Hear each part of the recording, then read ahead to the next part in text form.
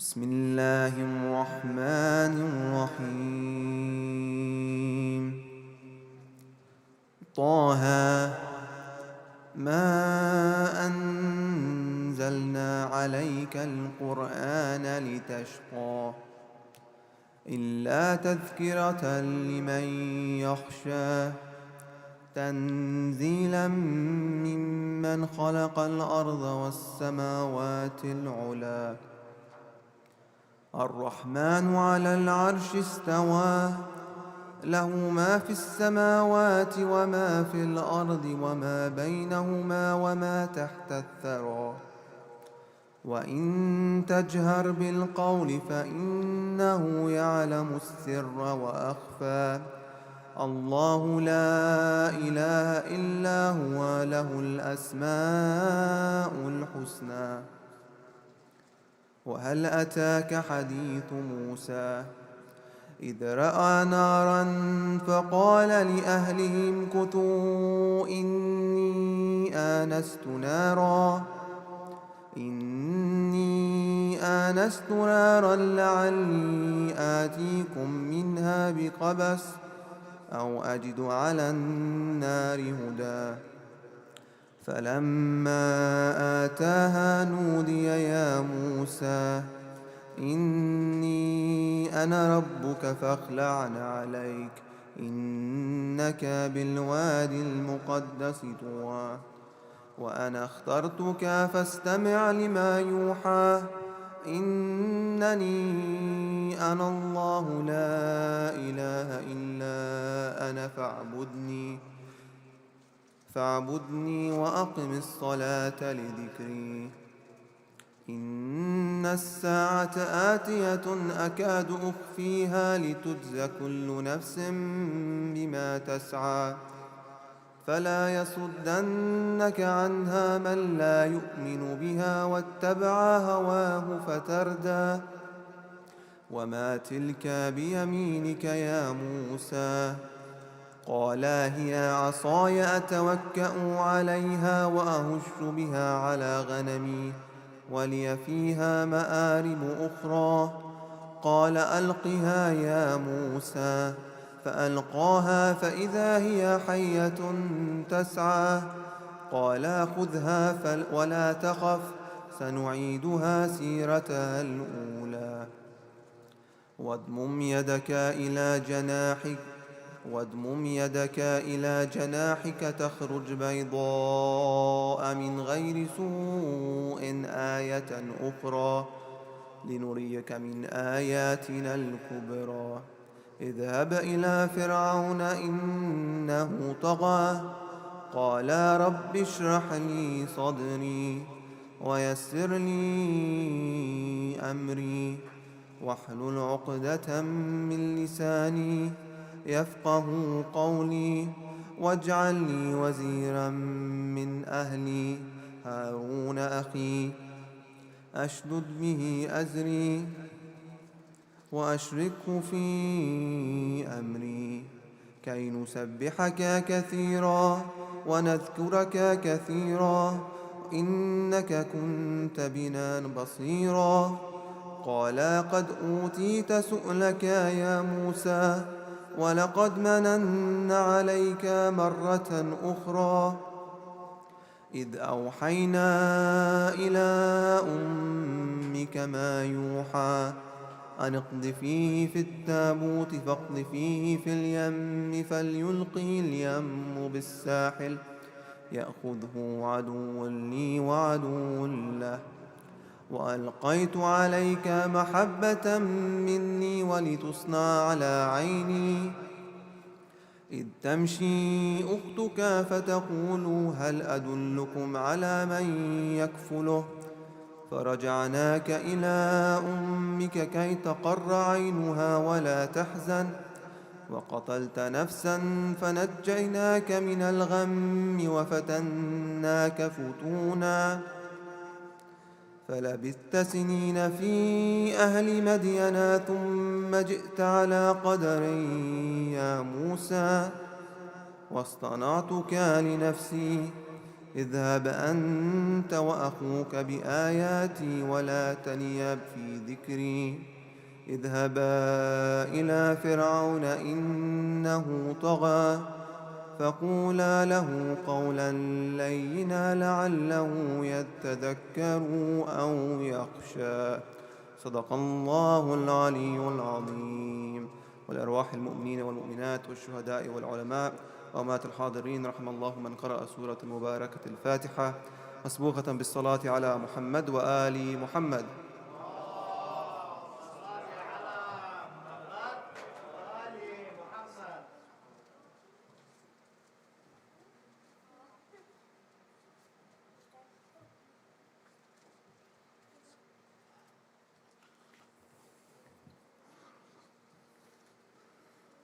Just before we begin, just to let you know that this week is the first week where we've changed the time. And from now on, it'll be at 7 o'clock because prayers are moving on rather than have you sit here after the talk. I'll still endeavour to be here early for those that want to come and have a chat. But other than that, we will begin the discussion at 7 o'clock from now on. So I didn't bother telling people that the time changed because, you know, that way I get to see your faces earlier. Sallallahu ala Muhammad wa ali Muhammad.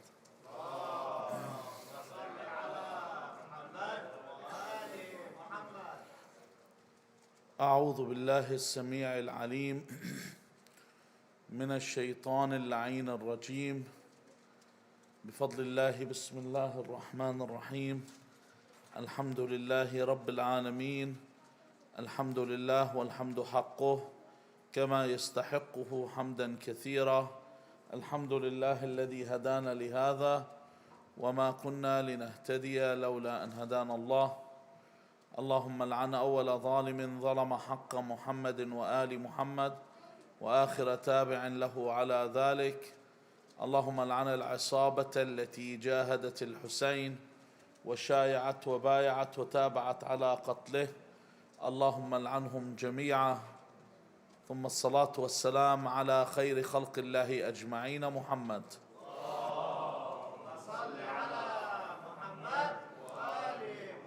وعلى أهل بيته الطيبين الطاهرين واللعنة الدائمة على أعدائهم أجمعين إلى قيام يوم الدين. قال الله العظيم في كتابه الكريم بسم الله الرحمن الرحيم ولتجدنهم أحرص الناس على حياة ومن الذين أشركوا يود أحدهم لو يعمر 1000 سنة وما هو بمزحزحه من العذاب أن يعمر والله بصير بما يعملون. And you'll most certainly find them the greediest of men for life, even more than those who are polytheists. Every one of them loves that he should be granted a life of 1,000 years. And granted a long life will in no way remove him further from the chastisement, and Allah sees what they do. Tonight's discussion is about hirs. We hear the word hirs. We might hear it in a positive context or a negative one. For example, when we speak about the Messenger of Allah sallallahu alayhi wa alihi wa sallam, Allah says about him that he is haris over the believers. In this sense, meaning when we use this word, he is protective of them. He is preoccupied with them. He's concerned of them. And why is this not the case when he is the mercy to the worlds? If he wasn't the mercy, then he wouldn't have this characteristic. But this isn't what we are here to discuss tonight. The word hirs here is a craving or wanting or desiring or aspiring for something. It's when you hang on to something, you're persistent towards something and attaching and devoting and clinging onto something.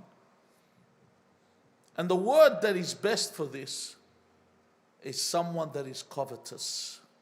You look at the 10 Commandments, they use the word covet. The 10th commandment, thou shalt not covet the neighbor's wife. Covet. What does covet mean?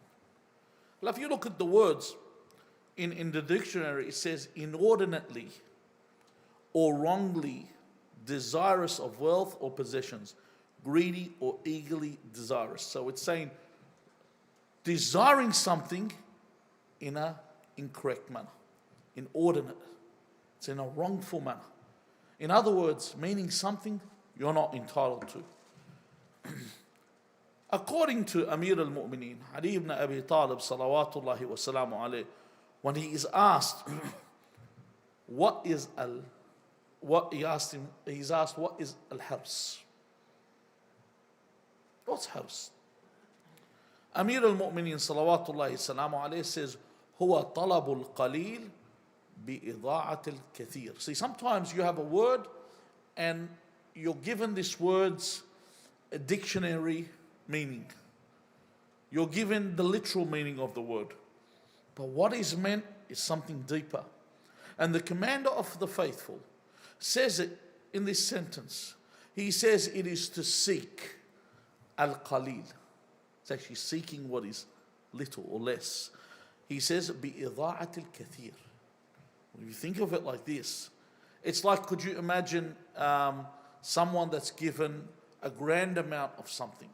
So imagine they've been given a big pile of money, and then they're running around picking up the 10-cent pieces, and they've totally ignored. This is what he's trying to say. It's absolutely neglecting something. Or for example, there's a fire in the house, and this person's gone into the house to collect what? Sallallahu ala Muhammad wa ali Muhammad.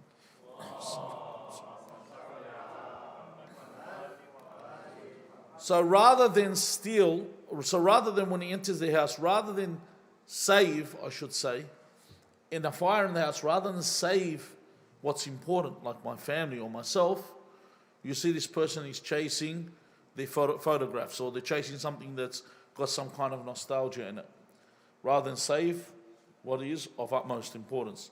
And that's a lot of people die from going back into a house from fire, from smoke inhalation. They suffocate because of this, going back for something that is pointless. So if you desire something that is little through the loss of a lot, this is what the Imam interprets hirs as. Let's look at what the foundation of hirs is before we go into our discussion. The Imam Amir al-Mu'mineen Ali ibn Abi Talib alayhi salam says, على الشك وقلة الثقة بالله. Okay? مبنى الحرص والشح. So if you want to know where, when we say hirs, we said this covetousness, desiring excessively or desiring something that's not yours, that's pointless or fruitless. And we use the word he's used here is also shah. What's shah? Shah, a good example of shah is Charles Dickens' tale. We're nearing Christmas, A Christmas Carol, very famous story about Ebenezer Scrooge. Someone that has shah is someone that is a miser. And it's not only they're miserly, they're mean. They even get upset if someone asks them to open a door for them. They're like that. They don't want people to even come near them because they might take the ambient temperature around them. Just stay away from me kind of person. That's a miser. So the Imam says these two things, where do they come from? He says, where are they founded? He says, على الشك وقلة الثقة بالله. Firstly, they come from doubt, and they come from someone that has a lack of trust in Allah. They don't trust Allah. And that's why they're worried about striving for something that is not even something of substance or value or worth. Now, before we enter into discussion, one more hadith. The Imam Amir al-Mu'mineen Ali ibn Abi Talib alayhi salam says, when we talk about intense covetousness, He says, شدة الحرص من قوة الشر من قوة, he says, من قوة شره وضعف, he says, وضعف الدين. So he says this shidda of hirs, intense covetousness, comes from what? He says shara, which is intense gluttony, where someone keeps consuming and they don't stop. You know what I mean? وضعف الدين, and weakness of faith. Now, I've given you these as a basis to get into our discussion, and then they'll become more apparent. What is a haris? When we say the word haris or hirs, what is someone that covets things? It's someone that hoards what they don't require. I'll give you an example. Have you ever been to those houses where there's a million things under the house that they don't need? A million things in the garage they don't need. Okay? They just collect things. You know, those people that collect a can for a rainy day, or collect a stick because maybe this stick fell from this tree might become extinct, let me hide it there. They'll just collect and collect and collect things they don't need. You know? They'll actually go around just collecting stuff that they have no use for whatsoever. But they'll collect these things, and that's not this is not what I'm saying is a haris. I'm saying, have you seen that type of person? The haris is someone like that. But they collect something, okay, that they don't require, and they are never satiated with collecting. So they don't stop. They'll keep hoarding and hoarding, and they are never full. In fact, it is, if you want to look at hubb al-dunya, love of this world, it is the greatest branch of love of this world. And in fact, it's the most popular branch. Like, if you want to know which is the most popular branch where you know someone loves this world, it's hirs. The thing is, the problem that rises here is it doesn't stop. This is the problem with hirs. It doesn't stop. The Messenger of God sallallahu alayhi wa alihi wa sallam says, لو كان لابن آدم أوديان من ذهب. So, if the son of Adam, you and I, human being, had what? 2 valleys of what? Of gold. Imagine, Ibn Adam had 2 valleys of gold. He says, لَابْتَغَى وَرَاءَهُمَا ثَالِثًا. That they'd want what? A 3rd one. It wouldn't suffice. It's not enough. They always want more. It's not enough. And then he says, وَلَا يَمْلَأُ جَوْفَ ابْنَ آدَمْ إِلَّا التُّرَابِ. Then nothing will fill you except what? Nothing will fill you except the earth, which you'll be buried in, basically. That's the only thing that will satiate you. Nothing else will. Because once you seek, you don't stop. It's a deadly thing. Imagine, I'll tell you what it is. It's a deceptive, bottomless pit. When you start striving for this world to acquire what you want from this world, it's never ending. You just continuous in this direction. You don't stop. When have you seen anyone say, I've made enough money, that's it, I'm going to go retire? How many people do you know have said that? How many people? You look at someone, you know, when you look up, someone else is looking up as well. You ever seen that cartoon where that guy is walking and then he sees a guy with a bike and he wants to ride the bike, and then the guy with the bike sees the guy with the car, and the guy with the car sees a guy with a Porsche, and then the guy with the Porsche sees a guy with a chopper, and it just keeps going. Then they go into yachts, super yachts within super yachts. It doesn't stop. You want and you want and you want, and it doesn't stop. It doesn't come to a point where I stop. And whoever falls in this bottomless pit, it's a point of no return. Illa the one that bitub, the one that turns back to God and says, listen, I want to come back and I want the hereafter. How does this happen? When they are reminded of the hereafter and they take heed to the reminder. Imam Amir al-Mu'mineen Ali ibn Abi Talib salamullah alayhi says, Al-harisu la yaktafi. The one that is covetous, that is greedy for this world, لا يكتفي. It's a fact. If you chase after this world, you will be insatiable. What does insatiable mean? You will never be satisfied. You run after this world, you will keep running. You will never stop. No one ever stops when they run after this world. And you look at them, you watch these people, you go, sometimes someone, you see them, they're investing, they're buying. You think, brother, ما شبعتش بعد, haven't you had enough? Haven't you eaten enough? They don't stop. I remember one guy I used to know, he was a few years older than me. And I used to ask him, you married? He says, no. So why not? He said, I need to buy a house. And I was thinking, it's like, people make up prerequisites. I don't know where they get them from. Or like if you ask someone, are you married? And they tell you, I need to study. And I said, hold on, I must have misread the Quran. I'll go through it again. There must be a verse saying, except the one that needs to study, or except the one that needs to buy a house. There must be something, because people keep saying it. Then he bought a house, and then I said, you married? He said, I want to buy an investment property for security. See, all these things is you chasing the dunya. Whether you like it or not, that's what chasing the dunya is. Because you give me one condition where it says for marriage, for example, that I need this or that. If you go ask for someone and they ask for, what's it called? They ask for a 20-carat diamond or so, whatever, you're asking for the wrong door. You're knocking on the wrong door. You're knocking on the wrong door. You're going for someone that's for sale. No one's for sale. You go look for someone that is for you. Obviously, if you can afford it, good luck to you. But if you can't, don't sit there and go, wait till I get to this point where I can afford this.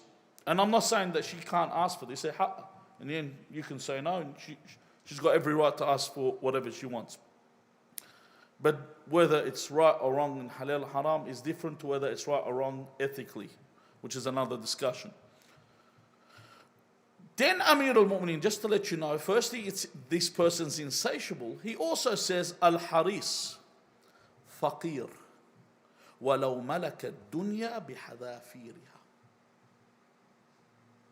The one that is covetous, that seeks this world, that chases this world, that consumes this world, that hoards this world, is what? Poor. Elon Musk is poor. Bill Gates is poor.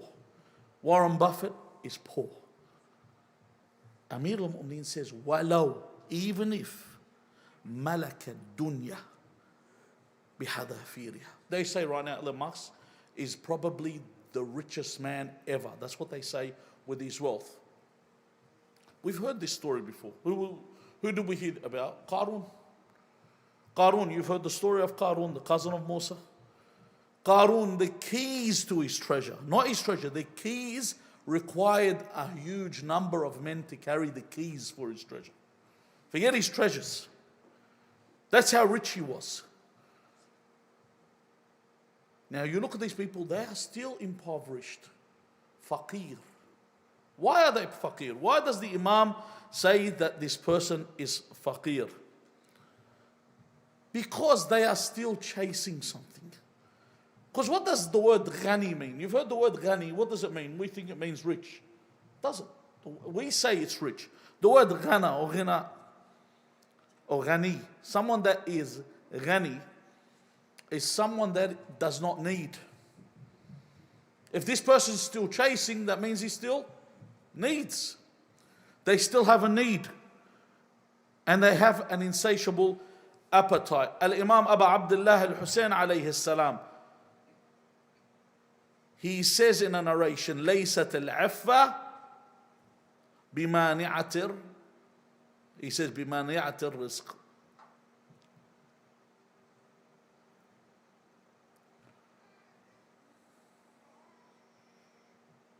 He says, لَيْسَتِ الْعِفَّةُ بِمَانِعَةٍ رِزْقَةٍ.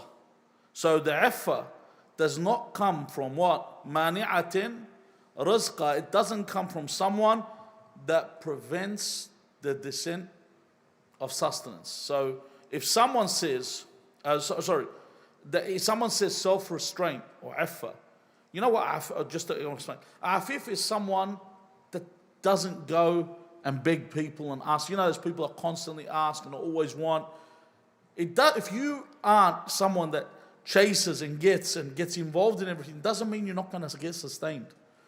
You know, like, you know, you know how they always tell you, you've got to be in it to win it? No. Sometimes you see someone, he does a normal job and his rizq is coming to them no matter what. Someone always looks for a different scheme, thinking that's where the rizq comes from. And then he says, وَلَا الْحِرْصُ بِجَالِبٍ فَضْلَ بِجَالِبٍ فَضْلَ. So neither is being covetous, you know, and hoarding, like when I chase. That doesn't attract any surplus in sustenance. So if you chase, it doesn't get you the substance any quicker. What does it do? If I start chasing in any way to hoard and to gather, the Imam says, he says, وَإِنَّ الرِّزْقِ مَقْسُومٌ وَالْأَجَلْ مَحْتُومٌ. So firstly, that the rizq is allotted already, and the ajal, your death, and that is certain. That your rizq is allotted. Remember in Shahr Ramadan al-Mubarak, your rizq is already allotted to you. Shahr Ramadan says so-and-so will get this, and so-and-so will get that. Every year, that's what's given to you. You know, you can't, you know, sometimes I don't like when someone says, I worked hard for what I got. No, you didn't. You're not doing roofing in the middle of January. Please don't tell me you worked hard. You were sitting under an AC pushing your pen. All right? Don't tell me you worked hard. You're not working in a mine somewhere out in Western Australia. Don't tell me I worked hard for my rizq. Everyone works hard. Some people don't even work hard. Some people do absolutely nothing. Remember, I was talking to some brothers about this guy. He's given a discussion how he made his billions. He said, I started off with nothing. This is what he actually said. He said, my father left me with an inheritance of $200 million and I built it up. He actually said that. And he's thinking, what? I was left with an inheritance of $200 million, then I built it up. And then I became a billionaire. This is what he was saying. The poor guy was left with nothing. You know, pull out tissue box and start crying over the guy. But anyway, and then he says, Abu Abdullah al-Hussein alayhi salam, he says, وَاسْتِعْمَالُ الْحِرْصِ, he says, طَالِبُ الْمَأْثَمِ. The one that is covetous, you know, the one that seeks and aspires for the dunya, the one that chases this world, he says, is only asking for what? For transgression, for sin. How? How is it? Have you ever heard the statement when someone says, لولا الحلال والحرام, you know how rich I'd be? You've heard many people say this. If it was halal, brother, do you know how rich I'd become? And a lot of people have this misconception that if I dealt drugs, I'd be rich. If that's the case, a lot of people deal drugs. How many of them are rich and how many are poor? How many of these guys you've known? I know guys, I've seen them in the community, been dealing drugs their whole life. You know, بعده حطت إيدي. The first time I saw him, 20 years later, it's the same person. Has nothing. There's nothing going for them at all. If I did this, you know, if I lied, if I deceived, that's not true. It's not, and that's why people will try and get into Ponzi schemes, you know. They'll try to rip off people, they'll try to trick people, they'll try and deceive people thinking, oh, we'll make more money. You won't. Doesn't matter how you go about it. What's yours is yours. What's not yours is not yours. You know, you say right now, I wish I invested in Apple in 1980s or in Microsoft. I'd be so rich. Wrong. Microsoft would have went bankrupt because you invested in it, because you were not meant to have that money. Just telling you now, that's exactly what would have happened, because you were not meant to be rich. You were meant to be rich. What? Have a look at things. I'll tell you how I've seen it in my life. I remember when Sony made the Betamax tape and JVC made the VHS. There was no comparison. Sony's Betamax top VHS. Was no comparison whatsoever. Which one was the one that took off? VHS. Then we moved on, and you take a look at the Blu-ray. How did Blu-ray just take off? There were others that tried to challenge. But the ones that take off, they just take off. How they take off, I don't know. All I know is Allah Azza wa Jal gives the rizq to someone. How many, for example, people have tried to make money? I see a lot of these people, they make their own YouTube channels in order to become a YouTuber and to become a celebrity, become famous. Millions of people try out. You know, have you ever seen a sportsman when they win, you know, they say, listen, I'm just here to tell you, don't ever give up. This is all from dedication and hard work. No, you forgot one big factor. Fortune. Things fell your way. You didn't end up with an ACL injury every 6 months. You didn't end up, you were the right skin color, that's why you're always selected for the right things. You know what I mean? These are all factors that take into account. You fell into the right place. You know, you did what they wanted, and this is the way things worked out. Fortune plays a role. And fortune isn't luck in the way we understand luck. Fortune is what Allah has given you as a nasib. That's yours. This is what is allotted to you. You're meant to have this. Doesn't mean don't work hard. No, you work hard, but what God gives you is what you're going to get. You're not going to get anything else. So this idea of get rich quick schemes, they don't work. The thing is, sometimes I chase these things thinking that they are a way out. And this is what Banu Israel did. And this is why I introduced this verse. Allah says in the Quran, He says, وَلَتَجِدَنَّهُمْ أَحْرَصَ النَّاسِ عَلَى حَيَاةٍ مِنَ الَّذِينَ أَشْرَكُوا. He says that you will find. Banu Israel, meaning who? Banu Israel are who? The Jews. God says about the Jews, it's the only book that can speak like this and is still allowed to be propagated. It's awesome, isn't it? He says that they are more covetous when it comes to their lives than even who? Allah says than even the mushrikeen. Why does He say this?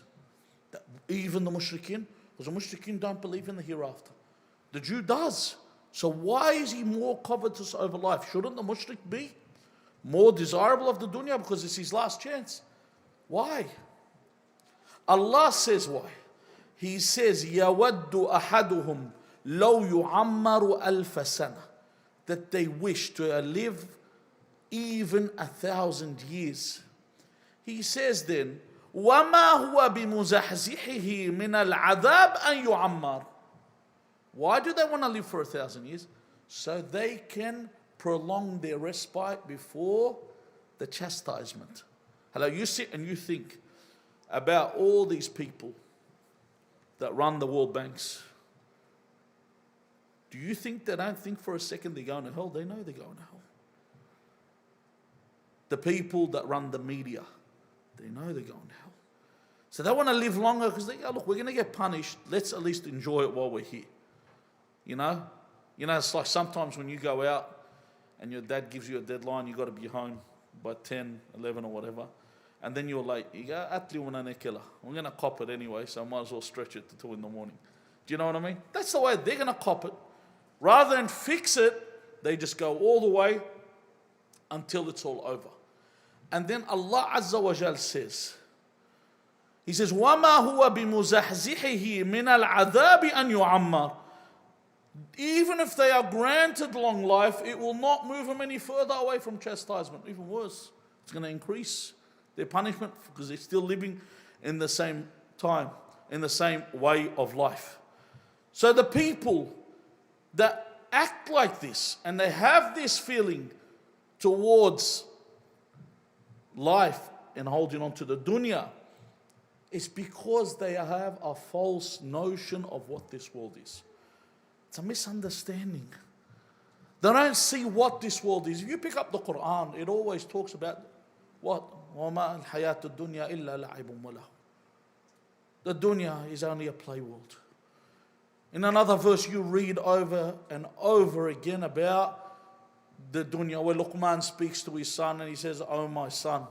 He says, the dunya is like a qantara. He says, like a bridge that you just cross. Imagine like someone's crossing a bridge. As they're crossing, they say, hold on, I'm going to put some decorations and ornaments on the bridge as I'm crossing. I'm going to think, no, they just walk past. They're finished. That's all it is. This world's transient. You pass.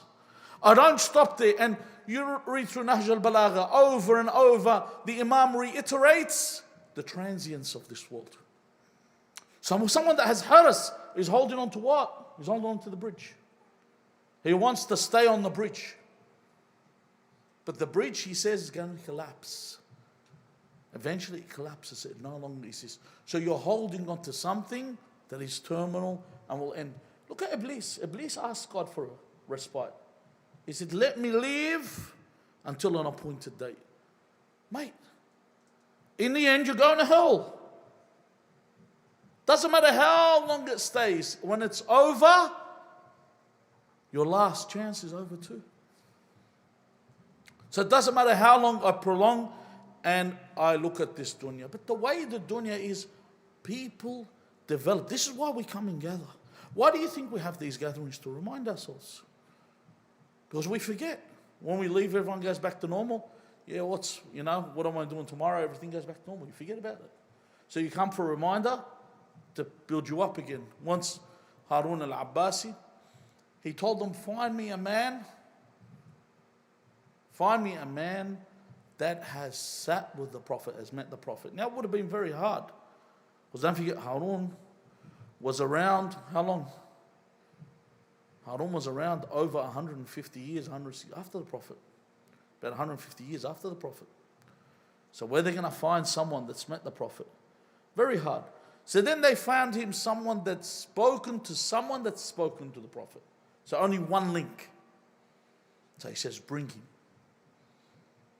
They bring him, and he's actually being carried. He's old. And he says, tell me a hadith that you've heard through one link. You know, when someone tells you a story, it's only one link. Imagine I tell you a story. I say, I heard it from the actual person. As I say, from the horse's mouth. I heard it from the person that said this. You know, it's very strong in its in its quality. Because there's no Chinese whispers. It hasn't went an half of Sydney. By the time it gets to you, the story's significantly changed. So he listens to him and says, what did the Prophet say? He said that I heard from this person that the Prophet said, يهرم ابن آدم يشب فيه اثنتان. He says, يهرم ابن آدم ويشب فيه اثنتان الحرص وطول الأمل. That the son of Adam becomes old. Sometimes you'll hear it as yashib. But the son of Adam becomes old. But two things become youthful in him. They become stronger in him. They are what? Al-hirs. Al-hirs. Coveting this world, holding on to this world becomes more. Because sometimes you've sat with someone like they're in their 70s and they're talking about their retirement. You go, dude, you got one foot in the grave. How further do you think you're going? You don't have that much longer to be here. You're on your way out. He's thinking about I'm going to be retiring. We've got a place down in Orange. We're going to settle down. What do you mean you're going to settle down? Book your place in Rookwood. You're on your way out.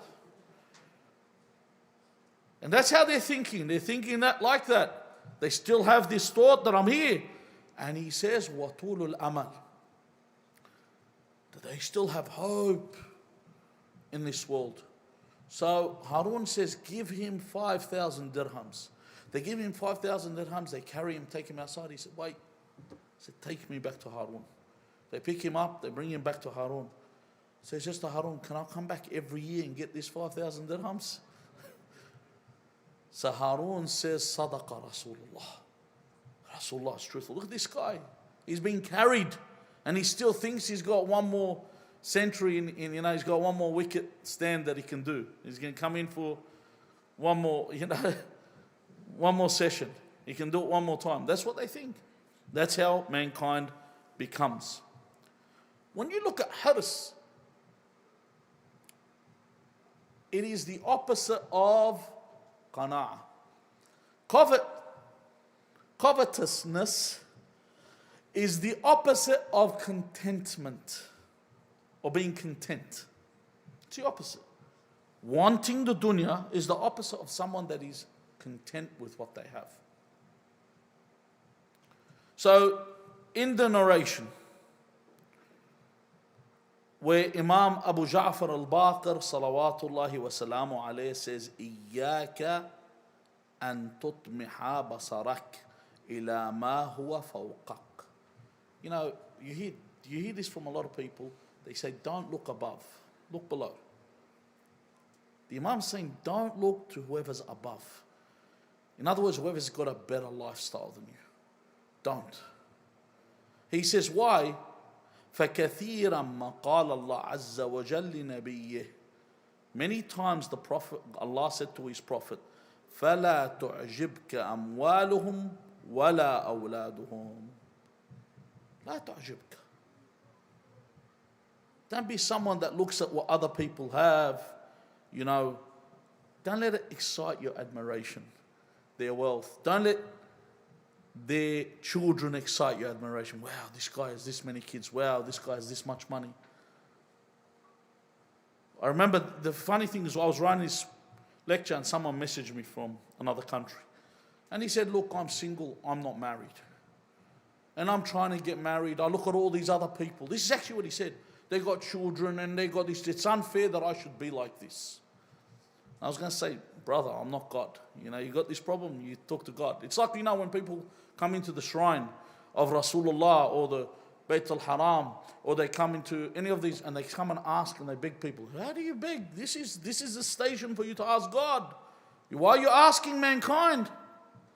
Your solution's with God, because you sit there and you sell mayat wajhak, you sell your honor, and the guy probably gives you 1,000 lira or 1,000 tuman or whatever you are. They give you something that's not even shay'un la yuthkar, something of it's valueless. So you sell everything, you put on an Academy Award winning performance for $1. You know what I mean? And then you do it to the next person. I think I better rip my garment a bit more, and then move to the next person. You talk directly to the Creator. He says, why? He says that God says to his messenger, do not look at others. This is for us, this talk.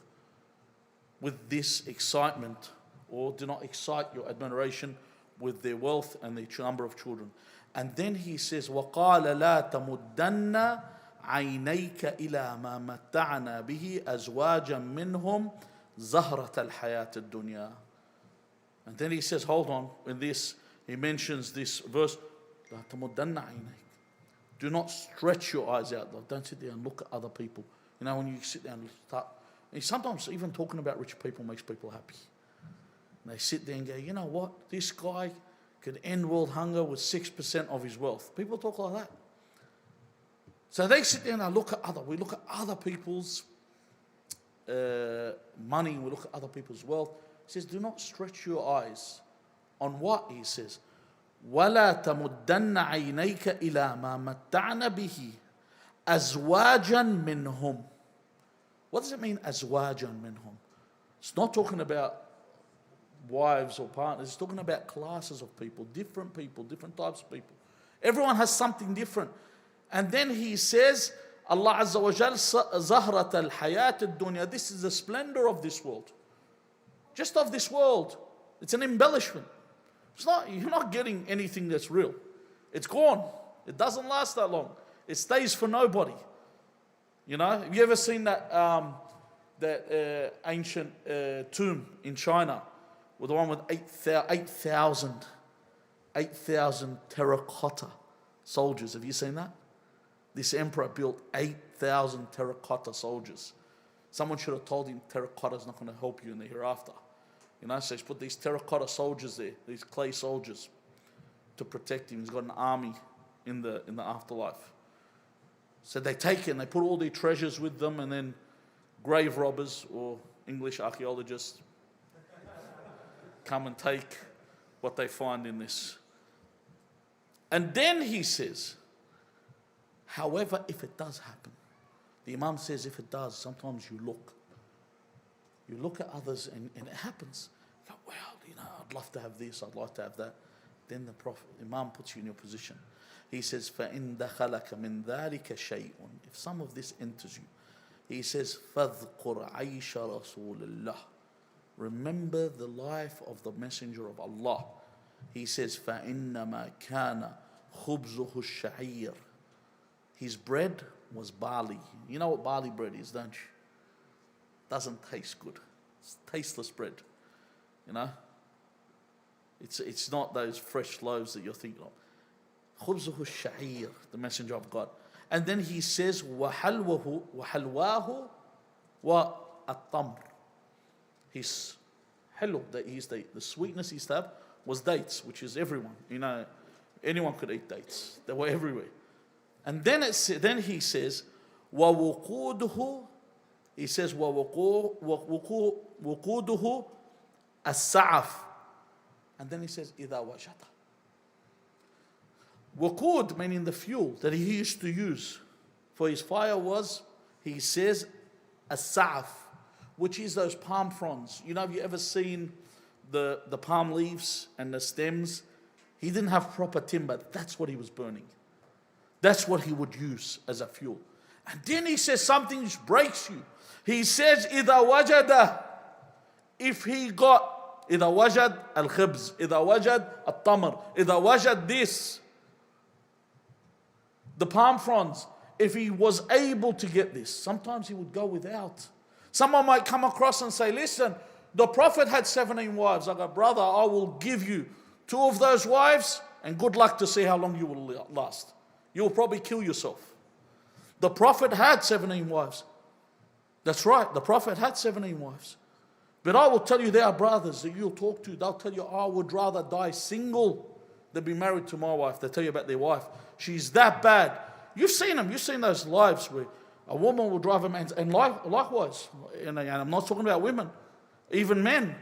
There's some men, when they come home, one woman, you told me that when he used to put the key in the door, to turn the door, she said, my stomach would turn when he enters the house. Imagine that kind of a person. You were living with this type of person. The Prophet was living with the most despicable woman on the face of the earth, from the creation of Adam to the day of judgment. He was living with a general of an army. He was living for someone that would have cost the lives of 30,000 Muslims. Someone whose shins would be soaked in the blood of the believers, even though she was riding a camel. She wasn't walking on the floor. That's who the Prophet was married to. So then someone says, hold on. The Prophet had this, you need to take a look at the way the Prophet lived. The way the Prophet lived amongst the people. He says, Ma udhiya Nabi. No prophet. You've read the stories of the Prophet, of all the prophets. You've read their stories. He says, no prophet was harmed like I was harmed.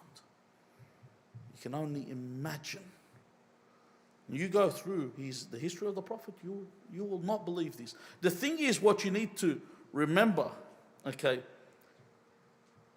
why am I saying the Prophet? Because if you look at creation, in all its majesty, everything Allah's created, from the angels, from the jinn, from mankind, everything He's created, from the biggest kawkab, the biggest star, the biggest galaxy, whatever, nothing would even hold a candle to the creation of Muhammad wa al-Muhammad.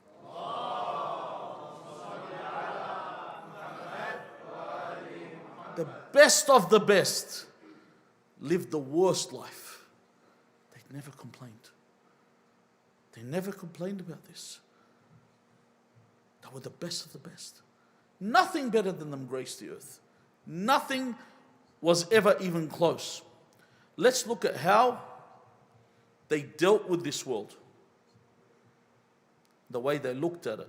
The Messenger of Allah sallallahu alayhi wa alihi wa sallam says, لو عدلت الدنيا عند الله عز وجل جناح بعوضة لما سقى الكافر منها شربة. If this whole world, the dunya you live in, he says was equal, not better, equal to what? He says جناح بعوضة, to a wing of a mosquito or a gnat or a fly, something small. Imagine it was equal to one wing. And it's amazing, this example, because even one wing is useless for a fly. Can't do anything. Have you seen when a fly loses a wing, starts to do those It starts to do donuts. It can't move anymore because one wing's flapping, so it's always turning. It depends on which wing goes. That way the direction it turns in. Nothing.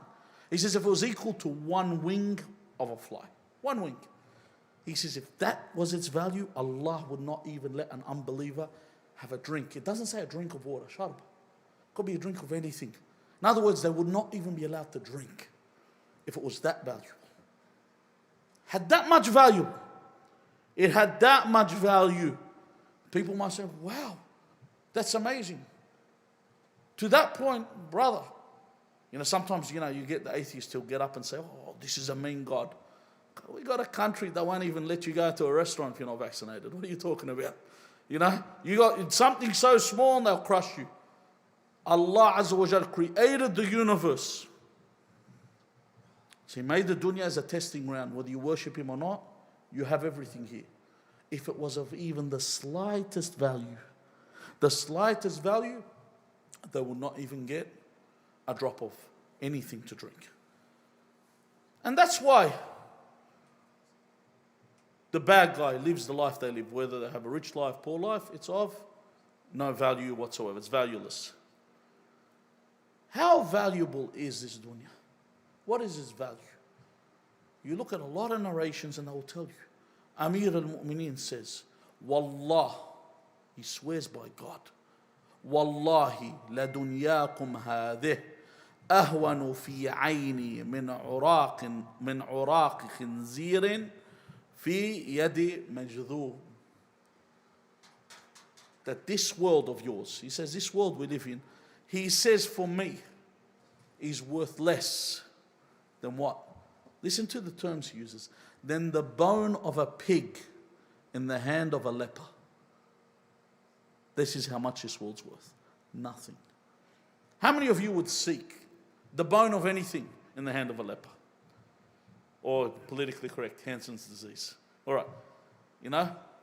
In someone has leprosy and is holding a pig bone. What value is it? In fact, Abu Abdullah al-Hussein says that this world, and when he mentions what this world is, he mentions that this world, I'll get to that hadith later, sorry.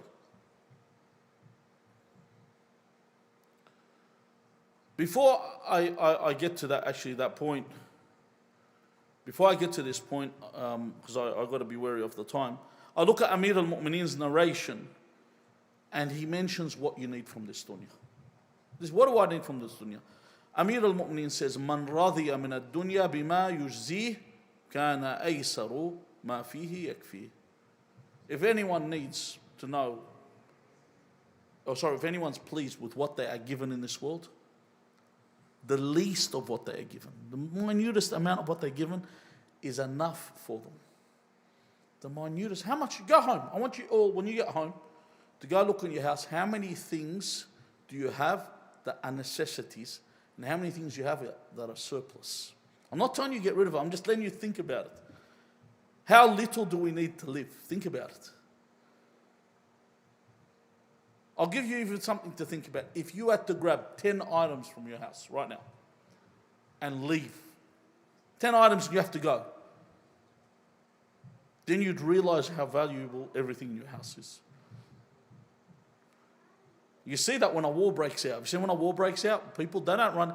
You don't see people, all right, you see them running out with their fridge or, the washing machine, the kitchen sink. No, whatever they just grab what they need. What do they need?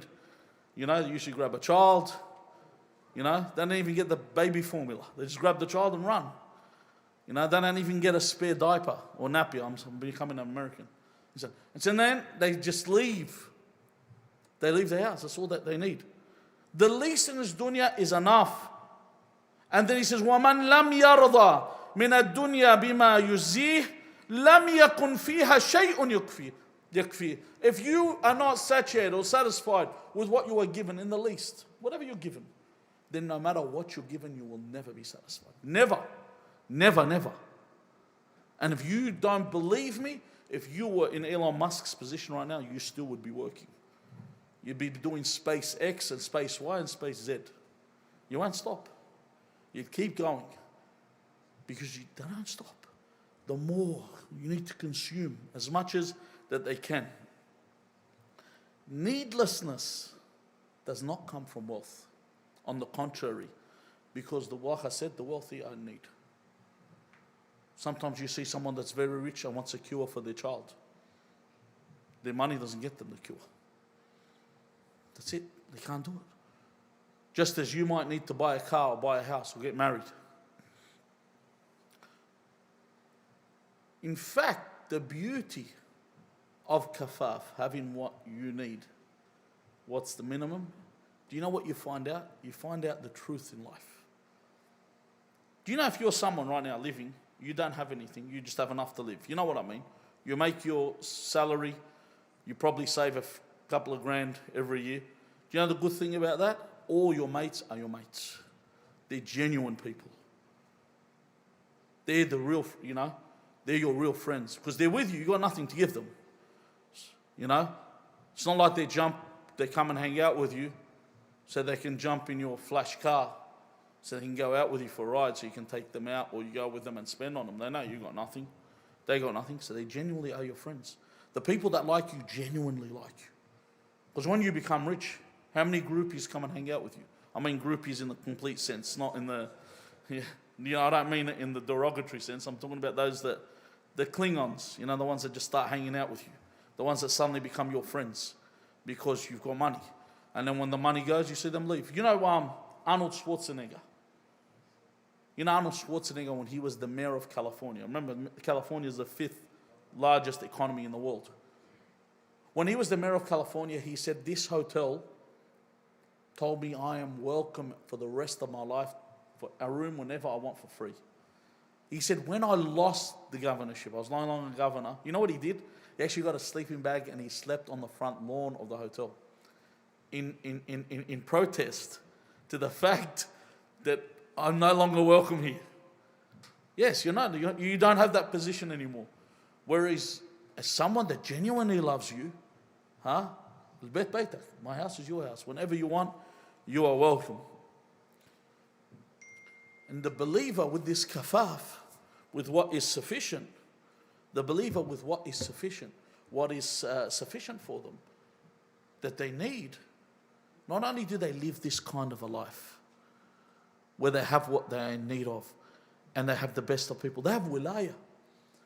And whoever has wilayah of Ahl al-Bayt is the richest person. 2 men came up to Imam Ali ibn Musa Rada alayhi salam, and they were complaining of poverty. They said, we have no money. And the Imam says to them, I see in front of me 2 of the richest people on this earth. 2 richest people. They said, how? He said, you have something that is priceless. They said, what? He said, if I offered you, this is the Imam, he's not someone giving you a hypothetical, he's someone that can give it to you. He says, if I was to give you right now, the Imam is saying this, if I was to give you all the wealth in the world, just give it to you right now, in exchange you give me your love for us Ahl al-Bayt, I purchase that off you. Would you sell? They said, of course not. And he said, Idhan, you have something that cannot be bought by all the wealth in the world. Something. You look at you as a believer. Can anyone right now pay you enough to renounce Amir al-Mu'mineen Ali ibn Abi Talib? Can anyone give you enough money for you to ukfur bi Amir al-Mu'mineen? No one can. So you're the wealthiest people. Because you have something that can never be purchased from you. And you can look at this dunya with the leniency of the judicial system or the legal system to the white affluent people, or the leniency of the tax system to them either, or the state-sponsored funerals or whatever. That's the dunya and its value. And I'll finish off with 2 narrations. How long have I got before Salah? 5 minutes, sorry man. Okay. The Imam Amir al-Mu'mineen says, من هوان الدنيا على الله أنه لا يعصى إلا فيها. Think about this. Think about this very carefully to know what the value of this world. Do you know how little in value or is valueless to Allah? Allah Jabbar. Allah Azza wa Jal in his station and his position, does not accept for anyone to be insubordinate. The only place where people are insubordinate is where? In the dunya. The only place where God is disobeyed is in the dunya. In the hereafter, there's no more. And this is the value of the dunya. It's that bad, Amir al-Mu'mineen says, it's the only place where God is disobeyed. Other than that, Allah's not disobeyed.